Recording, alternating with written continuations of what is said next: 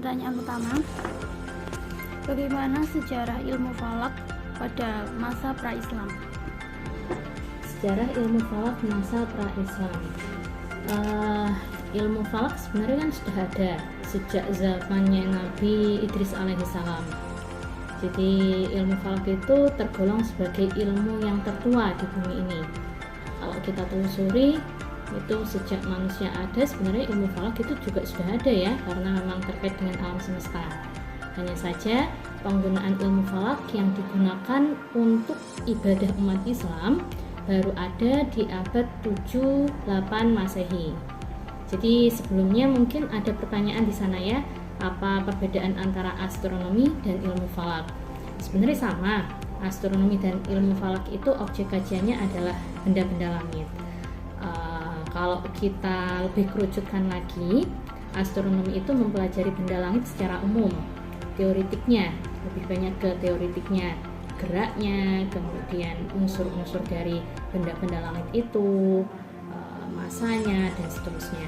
Tapi kalau yang ilmu falak itu sudah aplikasinya, bagaimana teori-teori yang ada di astronomi itu, yang kita kenal dengan astronomi itu, diaplikasikan ke dalam kebutuhan sehari-hari, terutama untuk kepentingan ibadah umat Islam. Contohnya untuk penentuan arah kiblat, kemudian penentuan waktu sholat, penentuan kalender ya, ada kalender Masehi, kalender Hijriah, untuk penentuan 1 Ramadan, 1 Syawal, Dzulhijjah, dan seterusnya, gerhana untuk sholat gerhana, dan seterusnya. Jadi kalau kita lihat pada masa pra-Islam itu sudah ada. Kalau kita telusuri sejarah, pertama itu dalam kitab-kitab ilmu falak itu sejak Nabi Idris alaihissalam.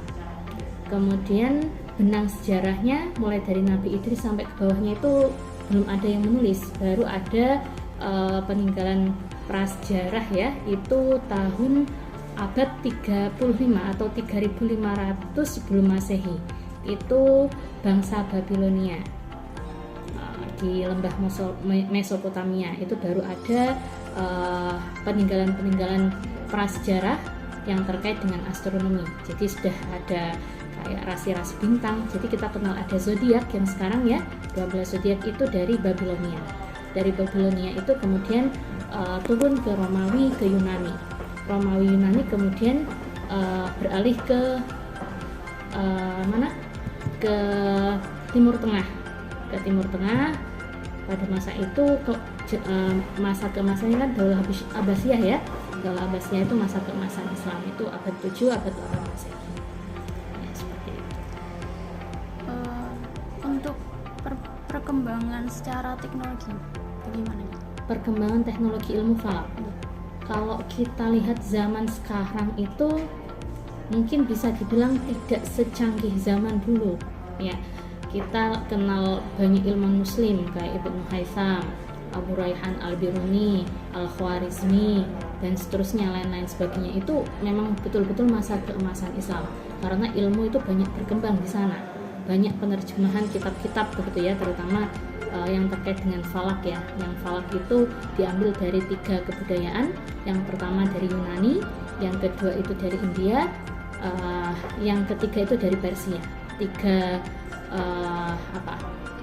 kitab induk yang kemudian diterjemahkan ke bahasa Arab, dan ilmu-ilmunya kemudian dikembangkan, akhirnya berkembanglah yang namanya ilmu falak. Kemudian untuk zaman sekarang itu lebih ke pengembangannya. Kalau teoritiknya lebih banyak yang dulu. Jadi sekarang itu berkembang cuman mungkin ke alat-alatnya ya. Kalau dulu itu sudah ada alat-alat canggih juga, cuman mungkin modelnya tradisional. Jadi seperti astrolab, ada alat namanya astrolab. Kemudian ada rubuk mujayyab atau kuadran. Itu katanya itu yang astrolab itu bisa sampai menghitung kelahiran kematian seseorang gitu. Ya, jadi menentukan waktu, menentukan posisi benda langit, kalender itu di satu alat itu. Itu sudah canggih seperti itu. Zaman sekarang ya kita butuh berbagai macam alat ya. HP sendiri, kalender sendiri, dan seterusnya. Tapi sekarang sudah canggih, semuanya ada di HP ya, termasuk perkembangan ilmu falak. Jadi kalau dulu kita ngitung itu pakainya rubuk mujayyab, ada alat seperempat itu, derajat, menit, detik masih sampai itu.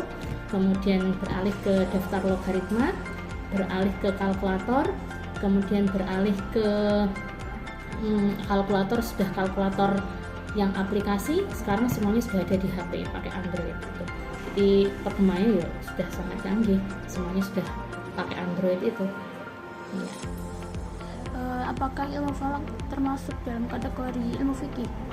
Bisa. Jadi falak itu bagian dari fikih dan sains. Kalau kita kategorisasikan ya, itu integrasi antara ilmu agama dalam hal ini fikih sama ilmu sains murni.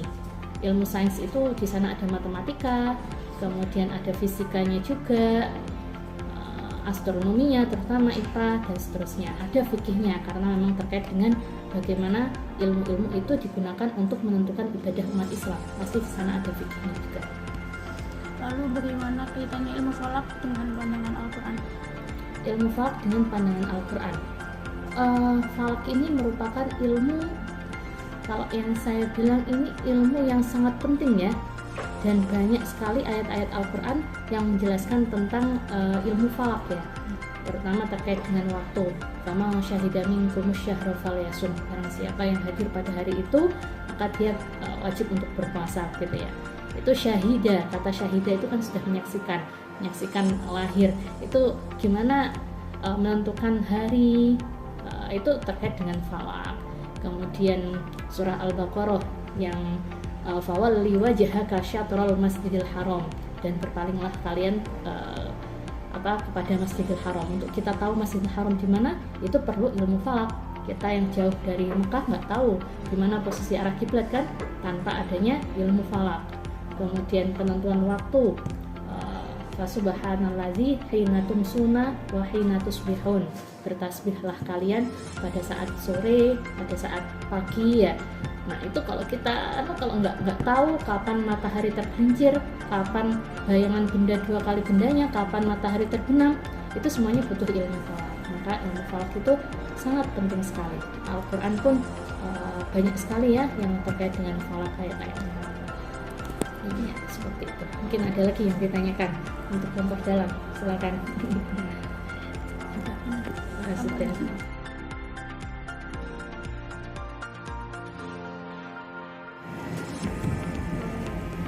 Dan yang pertama, bagaimana sejarah perkembangan ilmu falak setelah Islam? Skip dulu yang itu, aku lupa. Secara Islam. Langsung aja. Jadi ketika kita melihat bagaimana perkembangan astronomi atau ilmu falak setelah Islam ada, ya kita sebaiknya melihat terlebih dahulu bagaimana ilmu falak atau astronomi sebelum zaman Islamnya ada. Oke. Kalau misalkan secara singkatnya ya, astronomi itu sering digunakan oleh kaum jahiliyah sama kaum sebelumnya untuk menentukan takdir yang mana itu sedikit banyak dari bantuan setan lah. Seperti yang kita tahu ada beberapa kisah dari Nabi Musa yang laut itu Musa ya. Musa itu kan Firaunnya kan dibantu sama setan untuk menggali informasi dari Tuhan, terus kemudian disampaikan kepada penyihirnya Firaun bahwasanya nanti akan ada nabi yang akan menghancurkan si kerajaan itu. Jadi itu merupakan satu dari sedikit banyak mengenai fenomena astronomi atau peristiwa-peristiwa astronomi yang terjadi sebelum Islam itu ada. Jadi banyak ada istilah dalam ilmu itu ini astrologi itu astronomi untuk mencari yaitu tadi ramalan-ramalan. Nah setelah adanya Islam ya astrologi itu jadi diharamkan, jadi tidak diperbolehkan manusia atau makhluk untuk mempercayai segala sesuatu yang datangnya selain dari Allah, apalagi berkaitan dengan takdir, terutama 3 takdir penting itu ya, jodoh, mati, dan rezeki. Nah itu untuk astronominya sendiri, jadi ada sedikit perubahan dari zaman dulu sama zaman sekarang itu sih. Nah terus habis itu lanjut ke pertanyaan selanjutnya, soalnya nyambung.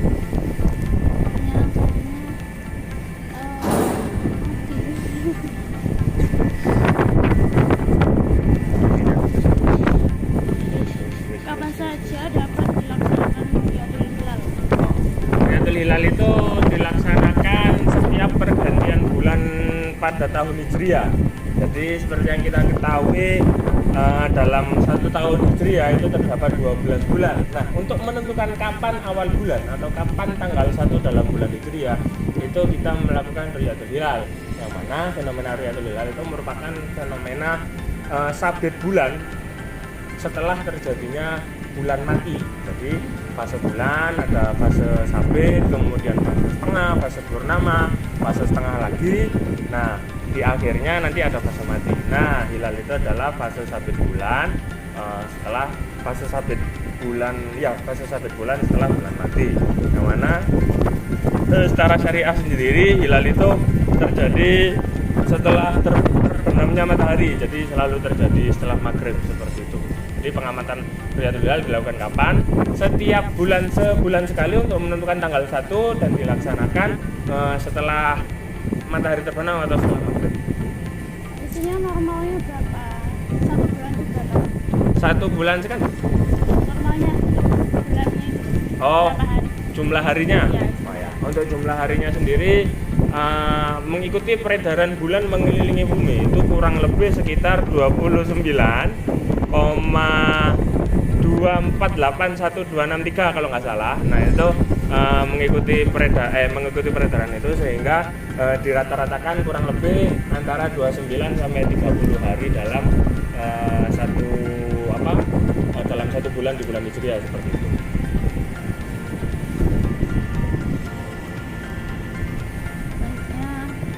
Bagaimana tata cara melakukan pengamatan terhadap bulan? Oke, nah melakukan pengamatan Rukyatul Hilal itu secara sederhananya adalah mencari posisi bulan setelah maghrib di ufuk barat, karena posisi bulan ketika hilal itu tidak jauh dari matahari. Karena ya seperti yang kita ketahui bahwasanya matahari, kita anggap ini mataharinya ya, terus habis itu di sini ada bumi, di sini ada bulan. Nah, ketika bulan mati, matahari dan bulan itu berada pada satu garis bujur, sehingga ketika matahari setelah tenggelam, jadi bulannya itu ya berada di ufuk barat. Jadi kita melakukan mencari sabit bulan di ufuk barat ketika setelah matahari terbenam seperti itu. Nah, posisinya secara astronomis dikarenakan ada kemiringan bumi sebesar 23,5 derajat sehingga terdapat gerak semu tahunan matahari. Kadang matahari berada di selatan 23,5 dan ada di utara 23,5, itu titik maksimumnya, dan bulan berada di sekitar situ ketika hilal. Jadi kurang lebih posisi hilal itu berada di antara azimut atau mata angin 24,5 derajat sampai 245 derajat sampai 295 derajat. Jadi dari ini ya, dari selatan ke barat berarti barat daya ya, terus sampai ke barat laut kurang lebih ya sekitar itu tadi, 25 derajat ke kiri sama 25 derajat ke kanan dari barat. Nah, untuk ketinggiannya sendiri kurang lebih itu berkisar di antara 4 derajat kalau di Indonesia sampai 10 derajat pada kegiatan Rukyatul Hilal itu sendiri.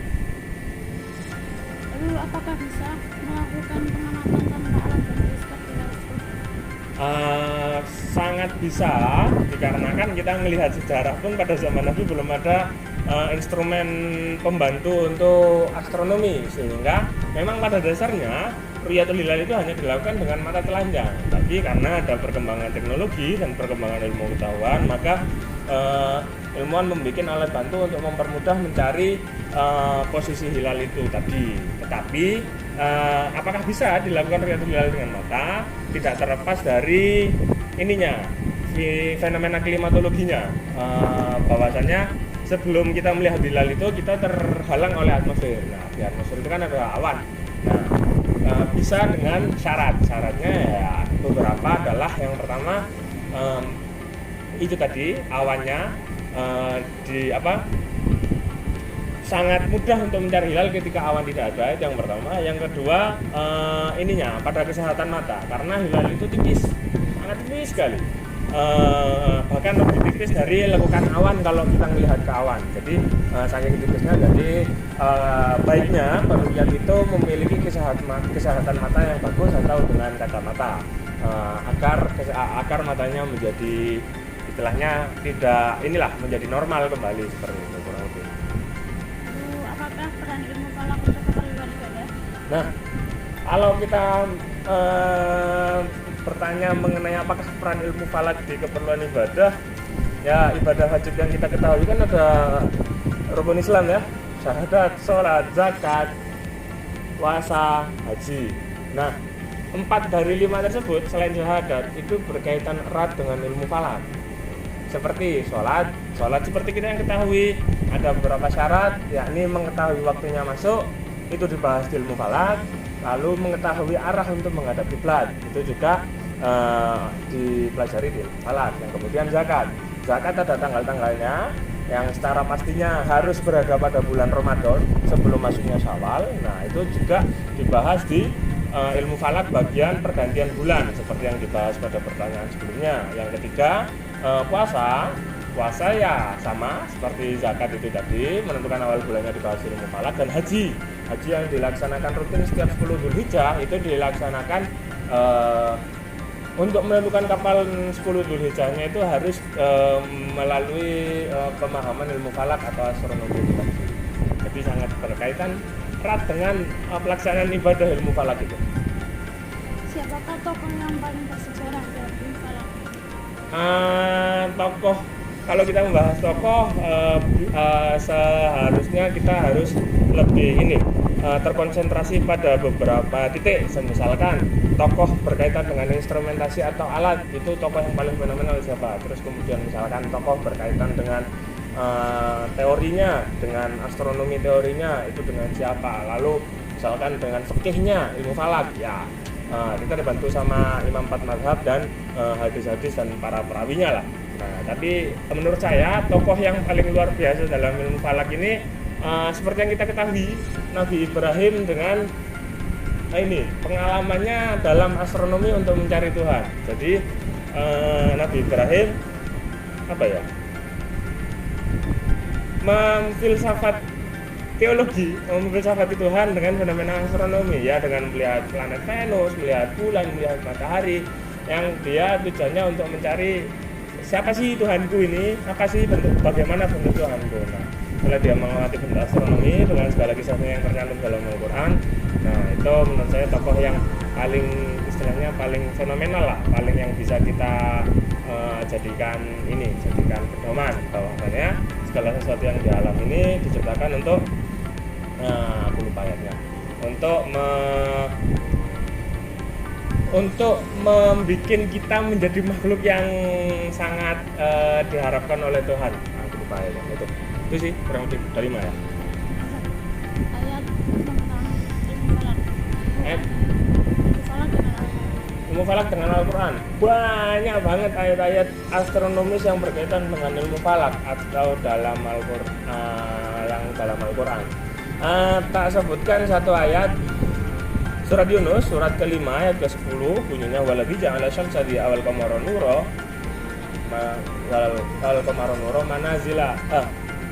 manazila li ta'lamu ada sinina wal hisab, dan dialah yang menjadikan matahari bersinar, bulan bercahaya dan bergerak pada garisnya, yang bisa digunakan untuk ilmu pengetahuan, untuk perhitungan, dan untuk ilmu penanggalan. Nah, di sini dijelaskan bahwasanya matahari dan bulan itu diciptakan untuk manusia manfaatkan.